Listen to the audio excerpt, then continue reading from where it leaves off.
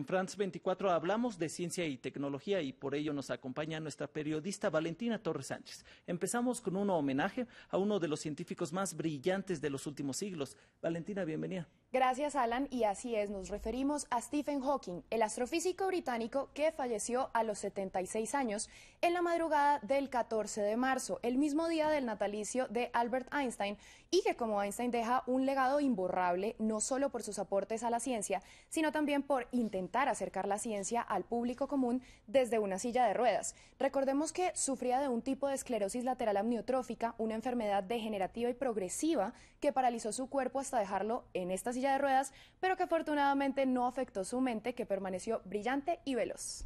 Cuéntenos un poco de esos aportes que lo hicieron tan famoso y respetado en el mundo entero.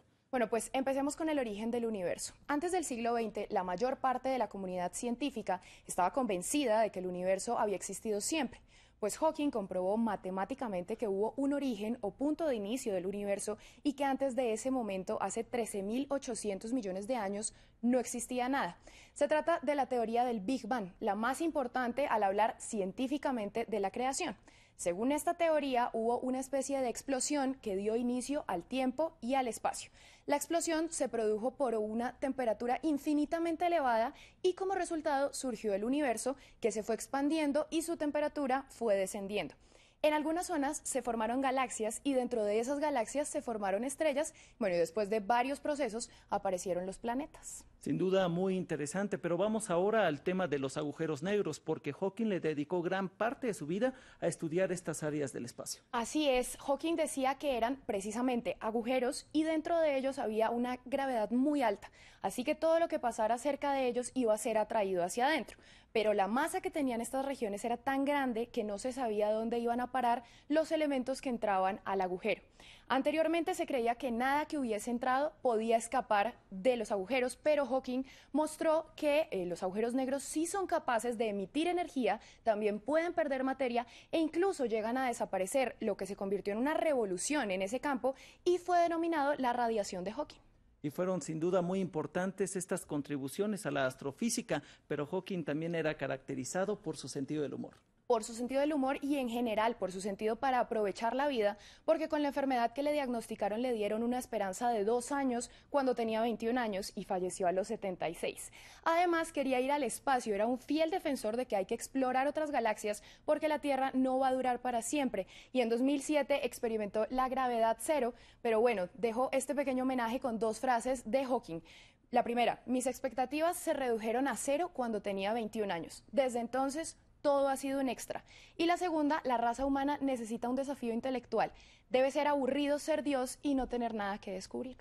Vamos ahora hasta el Salón del Automóvil de Ginebra, en Suiza, donde Renault presentó un particular vehículo que busca revolucionar el servicio de taxi. Así es, Alan, estamos hablando de Renault Easy Go. Se trata de un vehículo de apariencia bastante futurista.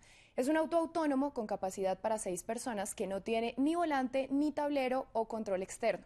Asimismo, está equipado con una sola gran puerta que se levanta en la parte de atrás y es precisamente por ahí y mediante una rampa, una especie de rampa, que los usuarios ingresan al vehículo. Pero si no tiene control externo ni interno, ¿cómo se define el recorrido? Bueno, pues el auto se controla mediante una aplicación móvil que tiene datos precargados, mapas precargados, y así se establece la ruta que tomará EasyGo. El vehículo aún se encuentra en etapa de pruebas y se estima que saldrá al mercado en 2021. Pasemos ahora a Reino Unido, Valentina, porque en este país hay una polémica entre esta nación y Rusia por el asesinato del exespía doble Sergei Skripal. Sí, señor. Reino Unido confirmó que el doble espía fue envenenado con un agente nervioso de la clase Novichok, un arma altamente letal que, hasta donde se sabe, solo ha sido desarrollada por Rusia. Entonces voy a explicarle cómo funciona el mecanismo de este agente, el mecanismo de acción. Normalmente las células nerviosas se comunican usando unas sustancias llamadas neurotransmisores y controlan la actividad muscular.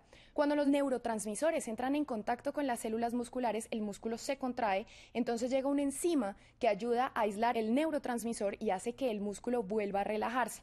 Suena complejo, pero entre los neurotransmisores y la enzima lo que hacen es que los músculos se contraigan y se relajen. Por ejemplo, el corazón al bombear la sangre o los pulmones al permitir la inhalación y la exhalación. Pues el agente nervioso lo que hace es que bloquea esta enzima que trabaja para relajar los músculos y por ello los músculos quedan completamente contraídos, lo que puede llevar a una muerte bastante veloz. esta noticia que está siendo tan sonada en todo el mundo. Por último, Valentina nos trae el dato científico de la semana. Sí, Alan, esta semana proviene de universidades de Reino Unido y Francia que realizaron un gran estudio genético en el que indican que en parte la empatía está en los genes.